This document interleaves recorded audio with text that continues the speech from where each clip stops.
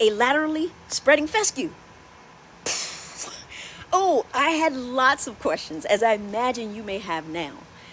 Fescue is the main grass type of my area, so I wanted to stick with it for the native advantages, but the appeal of grasses with spreading properties had me considering Kentucky bluegrass.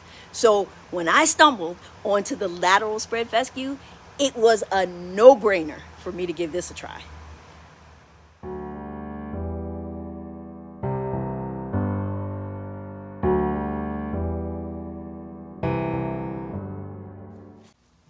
I want to talk to you a little bit about my Rhizomatous Tall Fescue journey. I actually got tired of having to constantly oversee bare spots in the backyard due to the dog damage.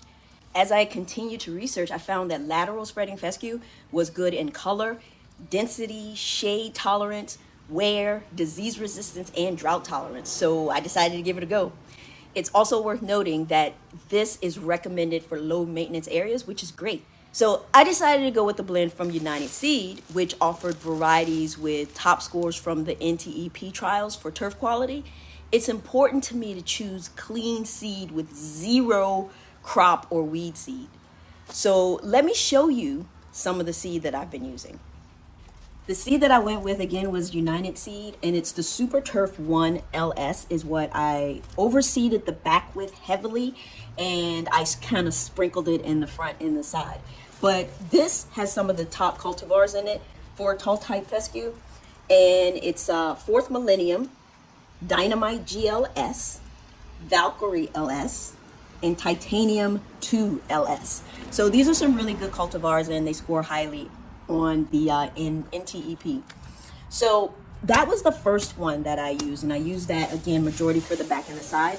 But then this year I got an interest in the Flame variety, and on United Seed this is actually called no net turf type tall fescue.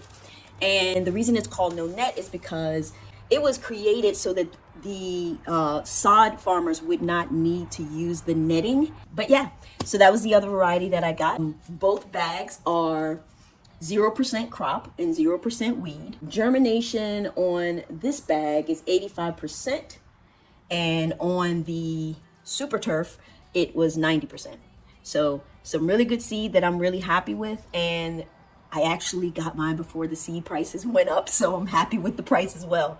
So that's what I'm working with over here.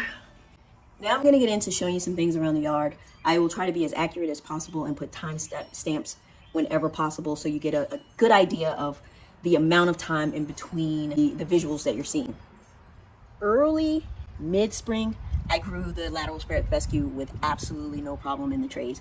But let me show you right now what my current tray looks like. And keep in mind, our temperatures here have been mid 80s and up. Very, very hot here in Virginia for this time of the year. And this is what the tray currently looks like. Now, let me get you a close-up on this because I have a little bit more to tell you about it. The first tray is great, but I think it's too hot for this one. When I first started growing the Rhizomatous Tall Fescue in the back, this is what the grass looked like, and I completely thought it was a fail. But what I found out was that my irrigation was not hitting the area properly, so it wasn't getting enough water. Therefore, the roots weren't being driven down into the soil, and with shallow roots, the plant is gonna die. So with this tray, what I'm gonna do, I need to get it in the ground in the next couple days, and I think I'm gonna put it in the back. It might be too late, but I'm gonna give it a shot. But that's a prime example of the lateral spread fescue. The watering is super important. If you do not water it, it will look like that. It will look like just straw or something. So keep that in mind if it's something you're gonna get. Now, with that said, just because it requires a lot of water to establish does not mean it's going to continue to require that same amount of water when it matures. Let me take you and show you what the mature lateral spread looks like currently that I planted last fall. Before I get to the back, I do want to show you this side over here because I did sprinkle some lateral spread fescue in here last year. You can see how absolutely healthy this looks. So, okay, hey, so we're in the back now. Now, what I want to show you here is the whole back here is overseeded with Rhizomatous Tall Fescue.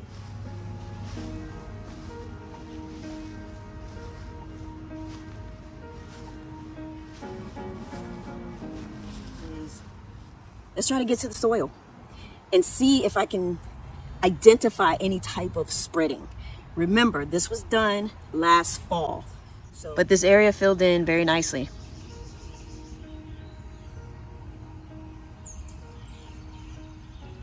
So that is the old stuff, and that's the status of the older RTF that I have in the backyard. And keep in mind, all back here, all throughout this backyard, I have overseeded RTF. So it's all throughout with the tall fescue, and it blends great. Let's go and look at the plugs that I recently did and see how they're doing. All right, we're here in the front, and if you notice, you'll see like little divots there. Those are the areas in which I dug Poa trivialis out of the yard and I seeded. So let's go look at this one here. I seeded these spots with the RTF, and this was about 2 months ago. And looking down into the canopy, there's still some bare spots. If you can see that, there's still some bare spots. But this hole actually filled in very nicely. Now, I have a confession to make. My confession is that I have been treating my yard with some plant growth regulator, a new plant growth regulator.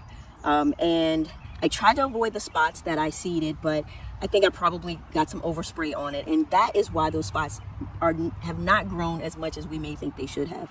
But I'm actually really happy with the results. I think it's coming in great. It's coming in strong. It looks good. So let me now show you the areas that I put plugs in. The plugs of RTF are doing so much better than the seed. It's nice and strong in here. It's nice thick grass. This was done after the seed. There's still spots, so I do not think they're spreading right now. It's just the amount of seed that I put in that covered up this hole here pretty well. So that's looking really, really good. This is coming in so well that I'm gonna have to put some type of indicator, maybe a flag or something in this area so that in the fall, I'll be able to come back over here and look to see if I'm seeing any type of spreading or anything. Okay, and this is the second big spot that I put the plugs in, and obviously I didn't put as much seed, so it's kind of bunched. The hope is that it is gonna spread and cover these areas here, but it's bunched and there are a lot more bare spots here that you can see. But it's strong, it's nice and rooted, and that's good. I really think that my front yard is a lot thicker. There's no visual difference between the tall fescue, turf type tall fescue, and the Rhizomatous. It is June 18th, and as you can see, it's really hard to point out where that spot is. I actually have not marked it yet, but this is it. Still, you can see down there, no spreading across the grass here, but it's growing nice and thick. Look how pretty this grass is. This is some nice grass. Let's go look at the other spot. So I want to point out the tree. The second spot is near the tree here in the front, and this is it. Again, growing in quite nicely, but no spreading. I do not anticipate any spreading until the spring. I will mark these areas though, I need to. These are my summertime grass plugs that I put in. The actual grass plugs are doing okay. They're still hanging in there, but there was some baby grass here. I see a little bit, but looks like it's kind of died off. So the plugs, the baby grass,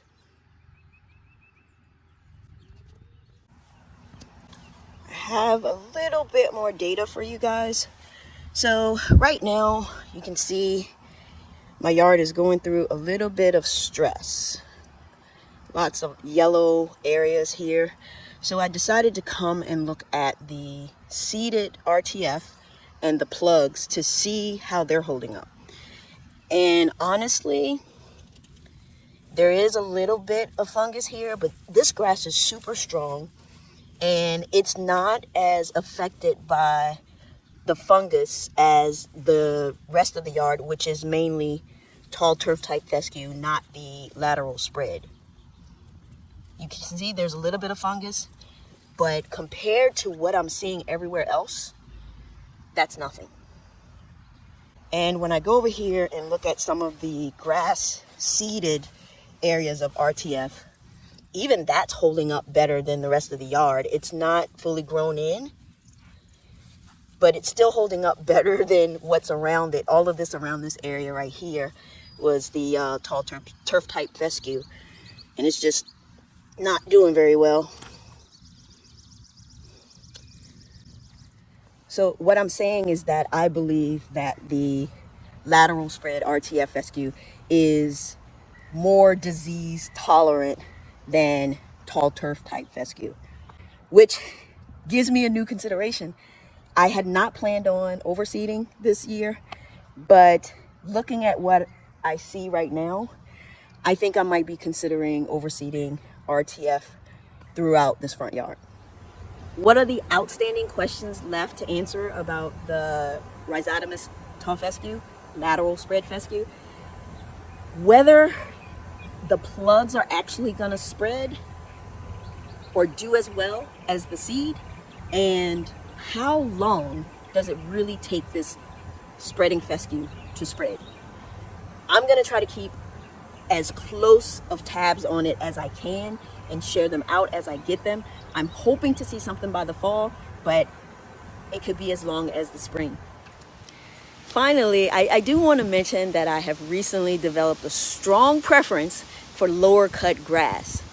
The RTF that I've been using states that it can be cut at 2 inches or higher, which is yet another reason I believe I will continue with this grass type as long as I am in this house. I've started a height of cut experiment in my backyard, so be sure to follow along for those updates. This concludes the update on my Rhizomatous Tall Fescue. I'm hoping this video has been informative and helpful. Stay tuned for additional updates this fall and spring 2023.